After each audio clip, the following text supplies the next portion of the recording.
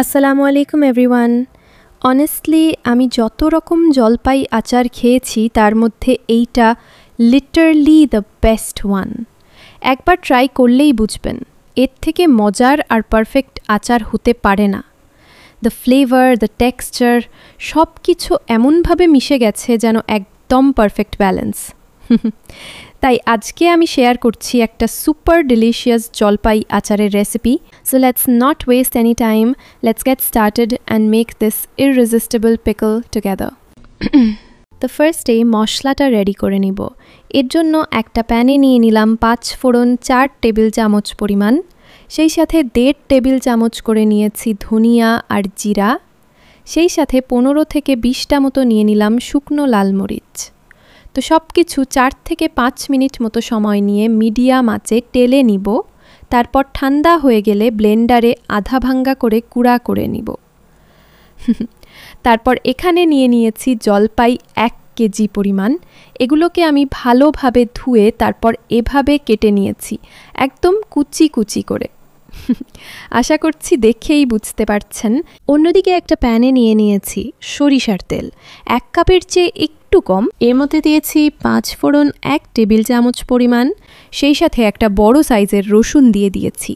কিছু সময় ভেজে এর মধ্যে অ্যাড করছি সরিষা বাটা 2 টেবিল চামচ পরিমাণ। সব কিছু ভালোভাবে ভেজে এর মধ্যে অ্যাড করছি গুড়, এখানে 1 কাপ পরিমাণ আছে। চাইলে পুরোটা আচার আপনারা চিনি দিয়েও বানিয়ে নিতে পারেন। এর মধ্যে আমি আরও হাফ কাপ চিনি অ্যাড করেছিলাম, দুঃখিত তখন ক্যামেরা অফ ছিল, সেটা আমি খেয়াল করিনি।